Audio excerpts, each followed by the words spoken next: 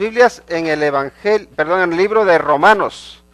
Romanos capítulo 15, vamos a leer de los versículos, Romanos 15 de los versículos 1 al 13.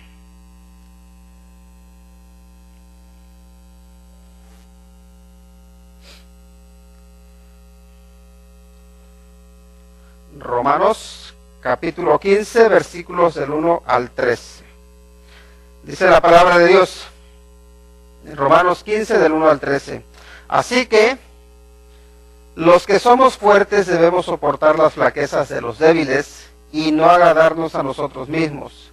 Cada uno de nosotros agrade a su prójimo en lo que es bueno, para edificación, porque ni aun Cristo se agradó a sí mismo. Antes bien, como está escrito, los vituperios de los que te vituperaban cayeron sobre mí. Porque las cosas que se escribieron antes para nuestra enseñanza se escribieron, a fin de que por la paciencia y la consolación de las Escrituras tengamos esperanza. Pero el Dios de la paciencia y de la consolación os dé entre vosotros un mismo sentir según Cristo Jesús, para que unánimes a una voz glorifiquéis al Dios y Padre de nuestro Señor Jesucristo. Por tanto, recibíos los unos a los otros como también Cristo nos recibió, para gloria de Dios. Pues os digo que Cristo Jesús vino a ser siervo de la circuncisión para mostrar la verdad de Dios, para confirmar las promesas hechas a los padres y para que los gentiles glorifiquen a Dios por su misericordia, como está escrito. Por tanto, yo te confesaré entre los gentiles y cantaré a tu nombre. Y otra vez dice, alegraos gentiles con su pueblo. Y otra vez, alabad al Señor todos los gentiles, y magnificadle todos los pueblos. Y otra vez dice Isaías, estará la raíz de Isaí, y el que se levantará a regir los gentiles. Los gentiles esperarán en él. Y el Dios de esperanza os llene de todo gozo y paz en el creer, para que abundéis en esperanza con el poder del Espíritu Santo. Oremos. Señor, nos acercamos ante tu presencia, agradecidos por tu palabra, y te pedimos que nos ayudes a obedecerla y que te podamos honrar. Padre, nos ponemos en tus manos y te pedimos de tu bendición en el nombre de Cristo Jesús. Amén. Esta semana, si ven cómo ha cambiado de cara a la iglesia, la vemos ya más adornada, ¿verdad? Y gracias a todos los que han estado adornando, porque la verdad se queda muy bonita. Y está adornada para Navidad, ¿verdad? Y todavía nos faltan 4 semanas. 4 semanas. Y generalmente hay un tiempo que le llaman el tiempo del Adviento, ¿no? Y ese tiempo del Adviento significa más que nada venida o aparición. Entonces se recuerda, o se supone que es un tiempo de preparación, para que cuando uno celebre la Navidad, la celebre con propósito. No solamente que digamos, pues es que hay muchos regalos, hay mucha comida, hay muchas fiestas, eso es Navidad. No, sino para que pensemos en el alcance espiritual que tiene la celebración de la Navidad. Y normalmente la primera semana en que se empieza después de la Acción de Gracias, la primera semana que se empieza uno como a preparar para la Navidad, se hace alusión al mensaje de los profetas. ¿Por qué? Porque los profetas anunciaron con antelación, con muchos años, podríamos decir con miles de años, anunciaron que había esperanza. Anunciaron que había una esperanza que va más allá de la esperanza que nosotros podemos tener en este mundo. Y por eso el tema de esta noche es la profecía del Mesías, un mensaje de esperanza. Y en el Antiguo Testamento tenemos en el libro de Isaías, en el capítulo 7, versículo 14, que el Mesías es concebido de forma sobrenatural. Miren lo que nos dice: por tanto, el Señor mismo os dará ¿qué? Señal. He aquí que la Virgen concebirá y dará a luz un hijo, y llamará su nombre Emanuel. Y Emanuel significa Dios con nosotros, ¿no? Pero fíjense que los judíos eran muy apegados. Ellos siempre querían señales para todo, ¿no? ¿Qué señal nos das de que tú eres el Hijo de Dios?, le decían al Señor Jesucristo. Y ellos para todo querían señales, ¿no? Recuerdan a Gedeón: Señor, dame una señal de que realmente quieres que vaya. No, ya te la di, bueno, otra más. Y así, los judíos eran muy conocidos por pedir señales, pero aquí es Dios el que está ofreciendo a su pueblo, diciendo que les va a dar señal. ¿Quién va a dar señal? El Señor mismo, ¿verdad? ¿Y cuál es esa señal? Dice: he aquí que la Virgen concebirá y dará a luz un hijo. ¿Cómo? ¿Una virgen que se queda embarazada? ¿Eso puede ser? Humanamente hablando, no. ¿Se puede creer? Humanamente hablando, tampoco. Pero claro, hace 2000 años, o hace 4000 años, o hace 3000 años, tal vez la gente sí lo creía. No podría creer la gente hace 3000 años que una mujer se podía quedar embarazada sin necesidad de un varón. Y la respuesta es no, la gente no se lo creía. Porque no eran como nos creemos muchas veces. No, es que ellos estaban atrasados porque eran hombres de las cavernas, por tanto no pensaban. ¿Cómo no van a pensar? Sabían.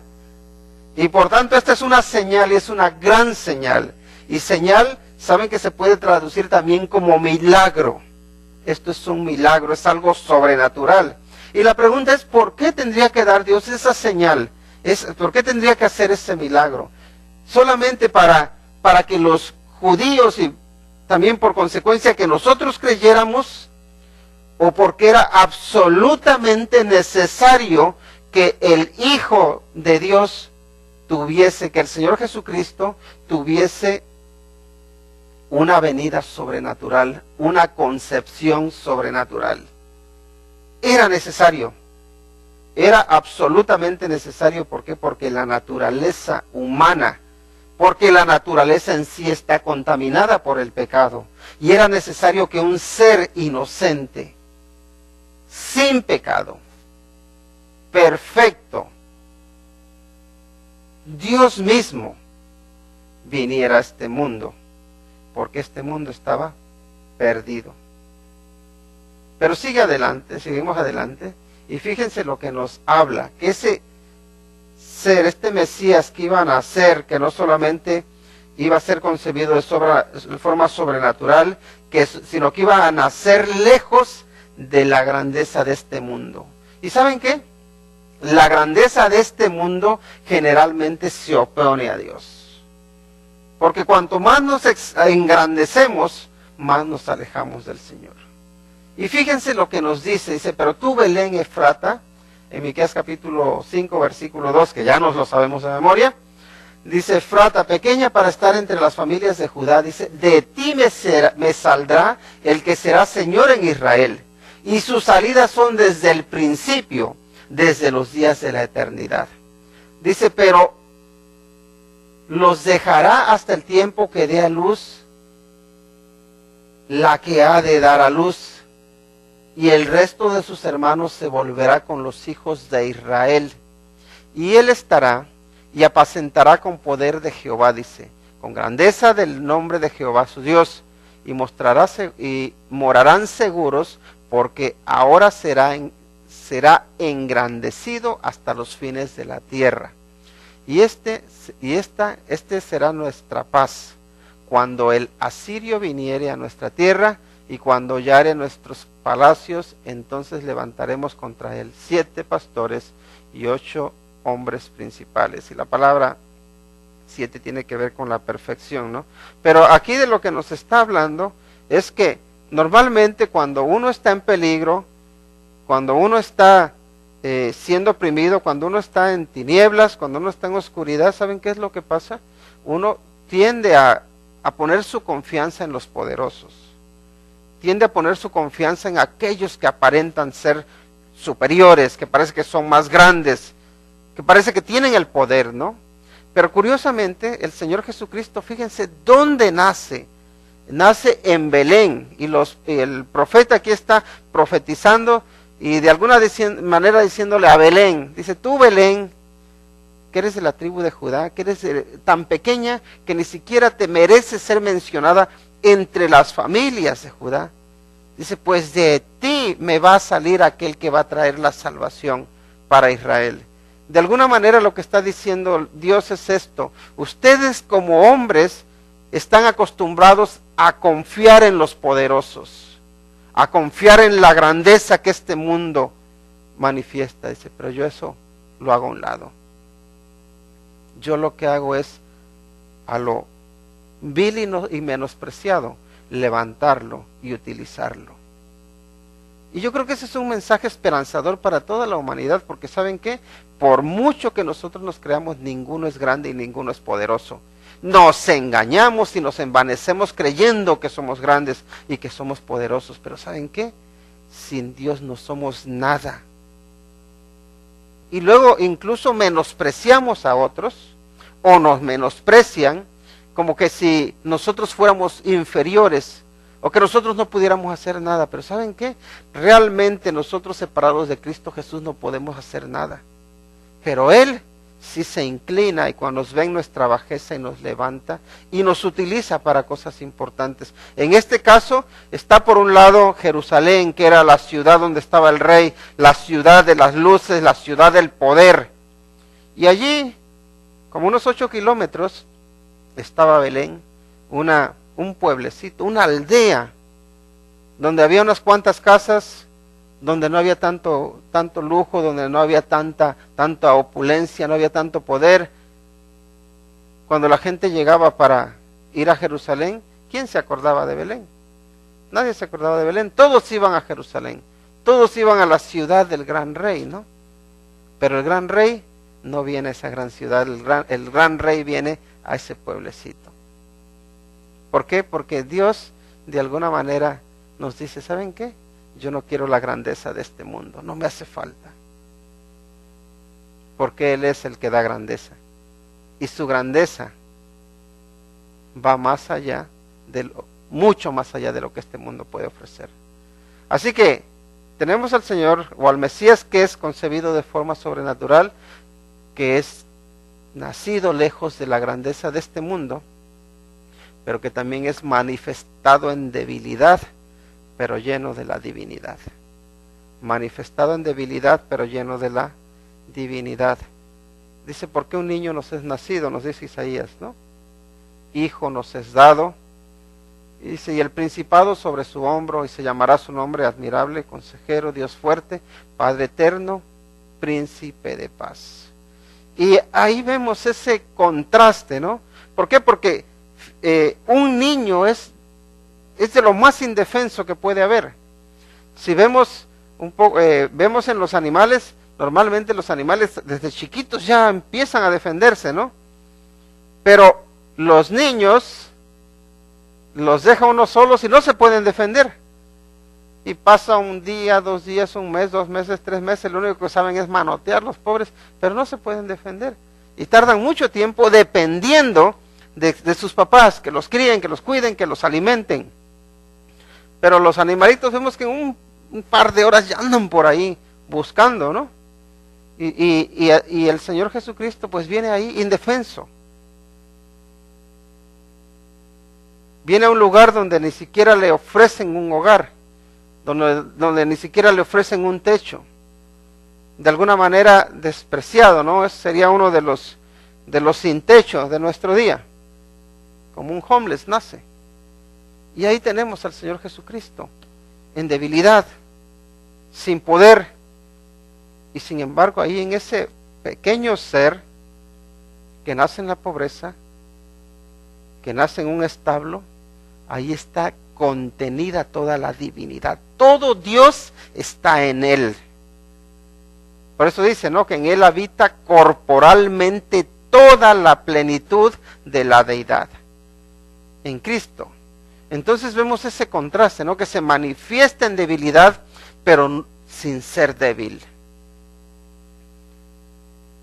Dios se hace hombre, se encarna, el Hijo encarnado lo tenemos ahí, en debilidad, a expensas, dependiendo de lo que el hombre haga con él, y sin embargo Él es el que tiene todo el poder para hacer con el hombre lo que Él quiera. Ahí está el Señor Jesucristo. Y la pregunta es, ¿por qué el Señor Jesucristo no eligió venir como los poderosos? Y puede haber muchas razones, pero algunas de las razones que encontramos aquí en Romanos, que es el capítulo que hemos estado leyendo, vamos a meditarlas. ¿Para qué viene? Alguien tan poderoso, ¿por qué viene con tanta debilidad? Y por un lado, viene para que el fuerte sostenga al débil, en lugar de pisarlo o pisotearlo.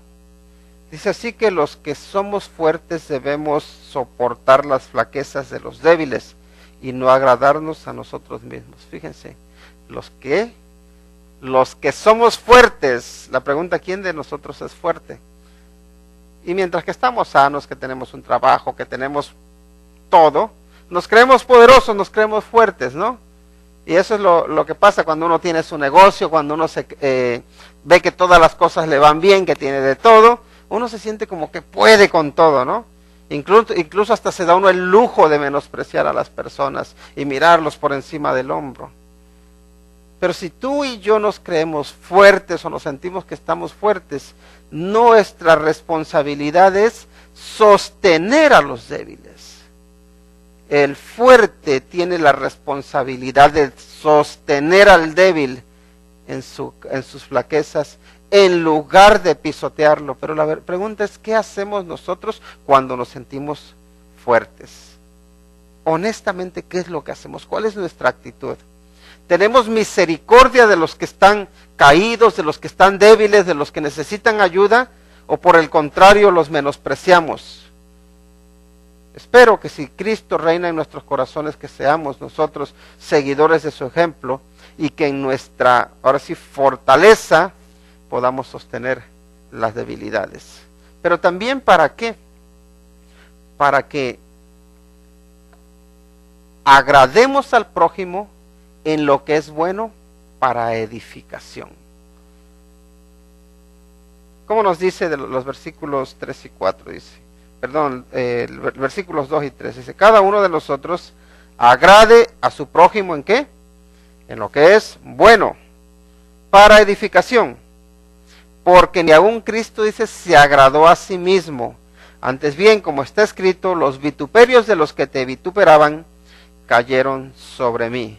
Entonces, Cristo, el Señor Jesucristo vino a darnos ejemplo para que busquemos agradar al prójimo, pero agradarle ¿en qué? En lo que es bueno. Y la verdad que eso es un desafío. ¿Por qué? Porque normalmente a los poderosos, nosotros queremos agradarlos, aunque sea en aquello que no es bueno. En aquello que no es bueno para la edificación. ¿Por qué? Porque muchas veces puede más nuestra ambición o a veces nuestra cobardía, y que aunque suene feo, de no querer llamarle la atención a las personas, especialmente cuando creemos que pueden tener cierta influencia sobre nosotros. ¿Y qué pasa?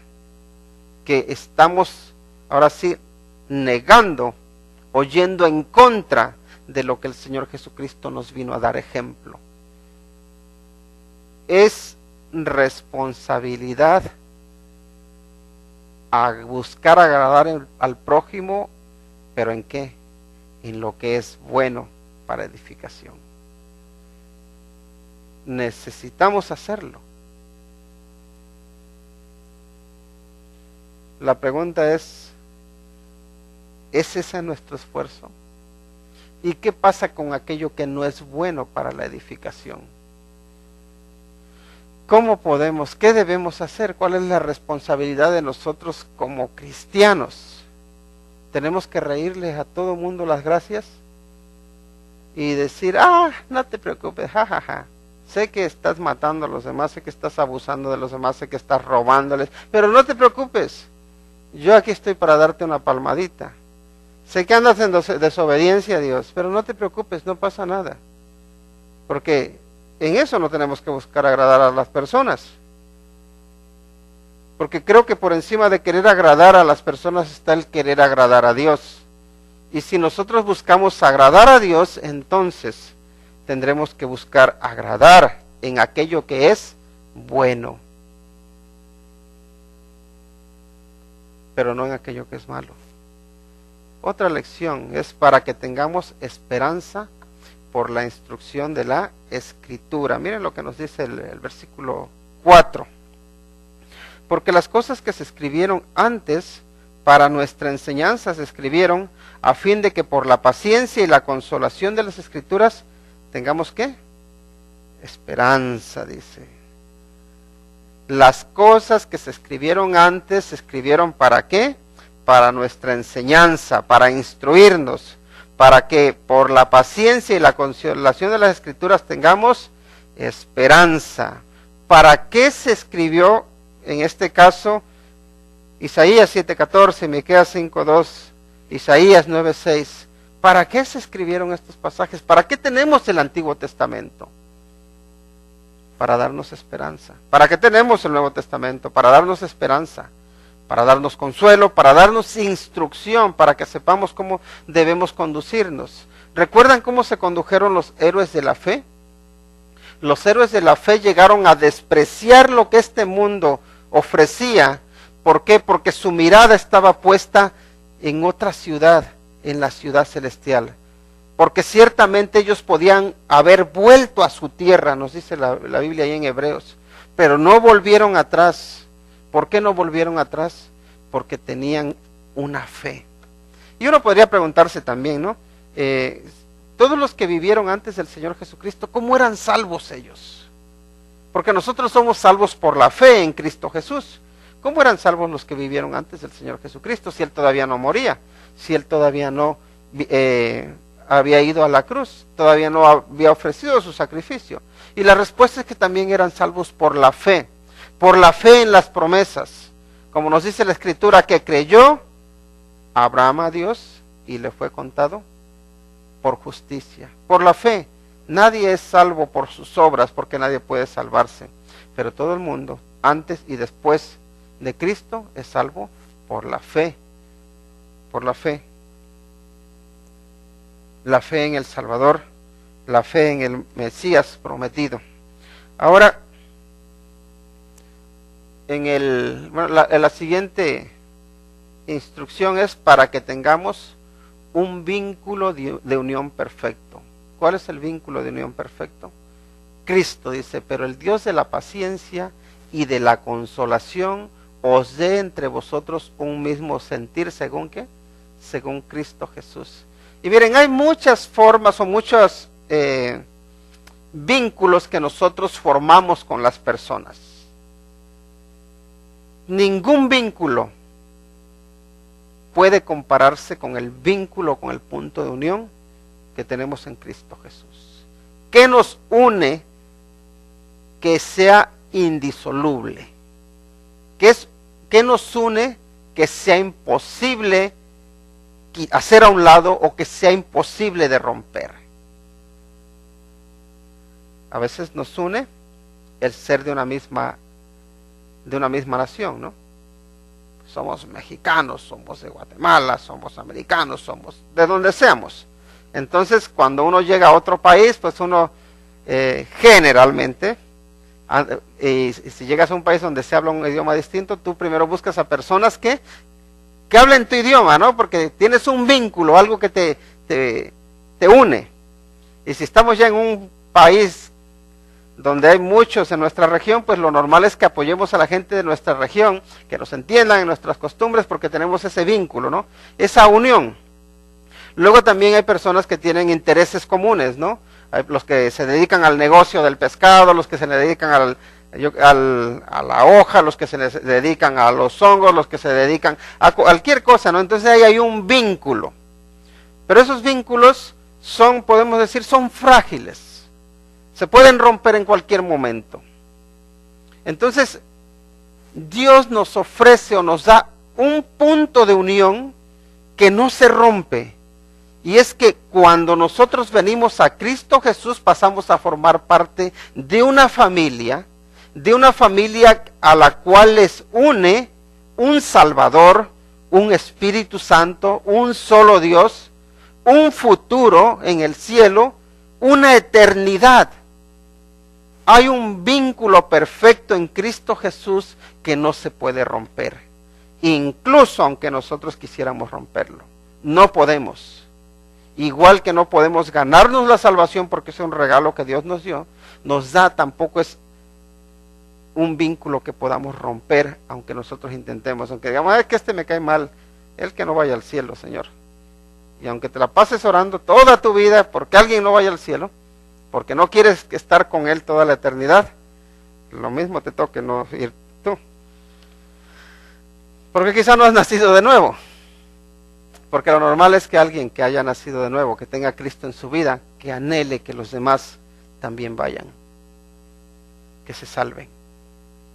Deberíamos anhelar eso. Entonces, para que tengamos, el Señor Jesucristo viene y nace de forma sobrenatural para que nosotros tengamos un vínculo, una unión perfecta que es sobrenatural, que no depende del hombre, sino de Dios. Y luego también para que glorifiquemos a Dios en una voz.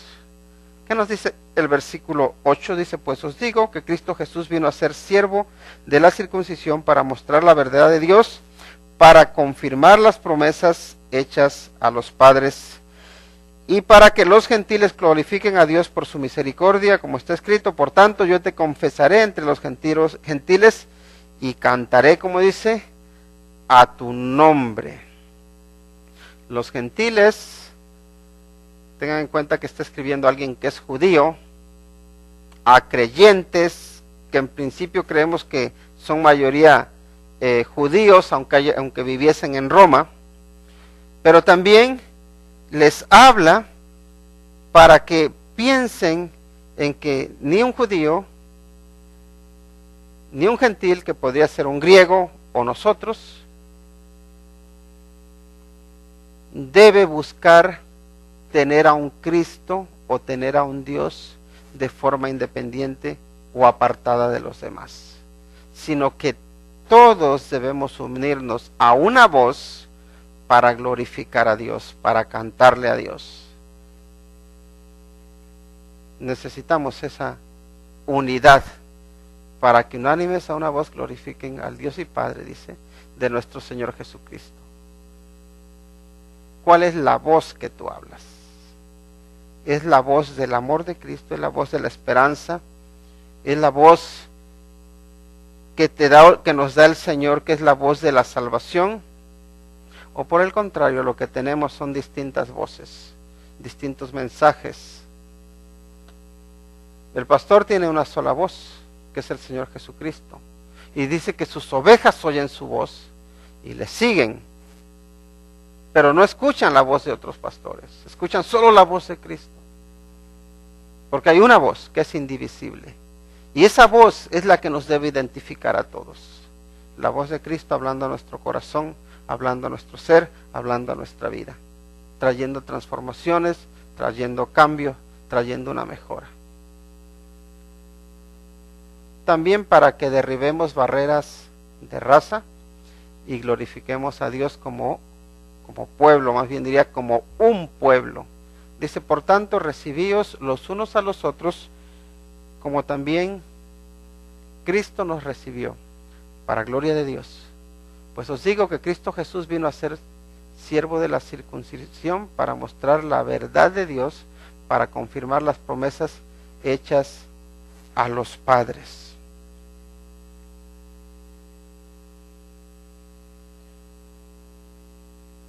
Es necesario derribar las barreras de la raza. Y yo sé que es muy difícil, especialmente cuando tenemos distintos idiomas. Pero ¿saben qué? Por encima del idioma están las actitudes. ¿Por qué? Porque tendemos a rechazar a unas personas y aceptar a otras, no por lo que piensan, no por lo que son, sino por cómo se ven. ¿Cómo se ven? Entonces, si se ven de esta manera, los rechazamos. Si se ven de esta otra manera, los aceptamos. ¿Por qué? Porque somos muy dados a fijarnos solo en lo externo. Pero Dios nos instruye que no debemos virar la grandeza, como cuando Samuel iba a elegir a Saúl, ¿no? Dice, al hermano de David, dice, este es el ungido de Dios. Y él dice, no mires a su parecer ni a lo alto de su estatura, porque yo lo desecho. ¿Por qué? Porque el hombre lo que ve es lo que está delante de sus ojos, pero el Señor ve lo que hay en el interior. Y Cristo, siendo el ser más grande que hay, se hace como el más indefenso, como el más pequeño. ¿Para qué? Para que recordemos, para que valoremos la pequeñez, para que no nos quedemos solamente en lo externo, sino para que vayamos más allá, para que veamos lo interno, para que las barreras de raza, ya seas judío, seas gentil, que no sea importante, que seas de Guatemala o que seas de México, que seas de cualquier país, que no sea solo importante, que lo importante sea la unidad que tienes en el vínculo perfecto que es Cristo Jesús. Y luego dice el 9, para que los gentiles glorifiquen a Dios por su misericordia, como está escrito, dice, por tanto, yo te confesaré entre los gentiles y cantaré a tu nombre. Y otra vez dice, alegraos gentiles, ¿con quién? Con su pueblo. Alegraos gentiles con su pueblo. Todo el pueblo de Israel debería alegrarse en Dios, en Cristo, en la salvación que Cristo ofrece, pero dice también los gentiles que vengan y que se alegren con Él, con ese pueblo. Y cada uno de nosotros necesitamos derribar esas barreras. Debemos derribar muros en lugar de levantar muros. Esa es la verdad. Esa es la verdad. Luego dice que para que el Dios de esperanza nos llene de gozo y paz en el creer. Para que el Dios de esperanza nos llene de de gozo y paz en el creer. Y dice el versículo 13, y el Dios de esperanza os llene de todo gozo y paz en el creer, para que abundéis en esperanza por el poder del Espíritu Santo. Hace poco estaba meditando cuando fuimos a la frontera el año pasado. La verdad que hay muchas cosas que llaman la atención. Llama la atención cómo proliferan las mafias por allí. Llama la atención el contraste que hay entre un lado y el otro de la frontera. Llama la atención la gran pobreza. Y a mí me llamó la atención, bueno, muchas cosas, pero me llamó la atención que había una cruz, y en el boletín está escrito, una cruz que dice en memoria de los migrantes, no emigrantes, de los migrantes, ¿no? Y un migrante es alguien que va de un lugar a otro, puede ser un inmigrante que es el que entra a un país, o puede ser un emigrante el que se va a otro país. Pero me llamó la atención porque estaba ahí como memoria o en recuerdo de todos los que han fallecido, de todos los que tenían una esperanza, pero su esperanza se vio truncada. Que tenían la esperanza, los emigrantes que tenían la esperanza de llegar aquí a este lado de la frontera, pero algunos se ahogaron, algunos cayeron en manos de las mafias y los mataron, algunos otros, la verdad, han cometido barbaridades, algunos se murieron en el desierto, algunos se murieron de frío, y son muchos, son miles de personas las que tenían un sueño, las que tenían una ilusión, las que tenían una esperanza, pero no la alcanzaron. Y de alguna manera la cruz representa eso. Hasta aquí llegó la esperanza de muchos que salieron de su casa y nunca llegaron a su destino. Y si se dan cuenta, generalmente cuando hay un fallecido, especialmente en Latinoamérica, ¿qué se suele utilizar? Una cruz, ¿verdad? Y la cruz sí, de alguna manera simboliza ese fin de la esperanza en esta vida. Pero la cruz también representa la esperanza que va más allá de esta vida. La esperanza que no se muere con la muerte. La esperanza del que espera y que no se llega a desesperar porque lo prometido llegará. La esperanza de que hay una vida mejor, la esperanza de que hay una vida eterna, la esperanza de que las injusticias de este mundo no lo son todo. ¿Por qué? Porque hay un Dios de justicia. Que aunque muramos aquí, que aunque no logremos o no alcancemos todo lo que esperábamos, lo que anhelábamos, lo que soñábamos, que hay una vida mucho mejor, donde se cumplirá con creces todo sueño que tengas, que esté conforme a la voluntad de Dios. ¿Por qué? Porque el futuro que Dios nos promete es mucho mayor que cualquier cosa que podamos esperar aquí. El Señor Jesucristo viene para eso, para darnos esperanza que está por encima de cualquier esperanza que tú y yo podamos tener de este mundo. Porque miren, aunque nosotros logremos conquistar las metas que tenemos, aunque lleguemos a ser grandes en este mundo, les aseguro que esa grandeza aquí se queda. Esa grandeza es pura vanidad. No vale al final. Al final solo tengo a Cristo. Al final, cada uno de nosotros solamente tendremos a Cristo Jesús. La cruz que les mencionaba es una cruz vacía. Una cruz que nos recuerda que el Señor Jesucristo no está crucificado. Una cruz que nos recuerda que Jesucristo no se quedó en la tumba. Una cruz que nos recuerda que Cristo resucitó. Y cuando celebramos la Navidad, lo hacemos con la esperanza de que hay una vida mejor, de que hay una eternidad y que es posible llegar a ella, porque Él abrió la puerta, porque Él abrió el camino. Pero el camino es Cristo. Así que esas profecías deberían a nosotros llenarnos de gozo y paz. ¿En qué? En el creer. Mi pregunta para ti es, ¿tú crees? ¿Crees en las promesas de Dios? ¿Crees en Cristo Jesús? ¿Le has entregado tu vida? Te aseguro que nada ni nadie puede sustituirle a Él, porque solamente en Él hay vida eterna. Solo en Él hay un futuro mejor. Si no tienes a Cristo Jesús, entrégale tu vida. Y si lo tienes, hónrale como lo más importante, como al más importante, porque es realmente el más importante. Vamos a orar. Dios Santo, en el nombre de Cristo Jesús, te damos las gracias por tu presencia entre nosotros. Te damos las gracias, Señor, porque el pueblo que andaba en tinieblas vio gran luz. Te damos las gracias porque cualquiera de nosotros, aunque ande en tinieblas, si viene a Cristo Jesús, la luz brilla en su corazón, la luz brilla en su ser. Padre, por favor, sigue brillando en nosotros y permítenos honrarte y glorificarte, y que esta Navidad la celebremos llenos de Cristo Jesús.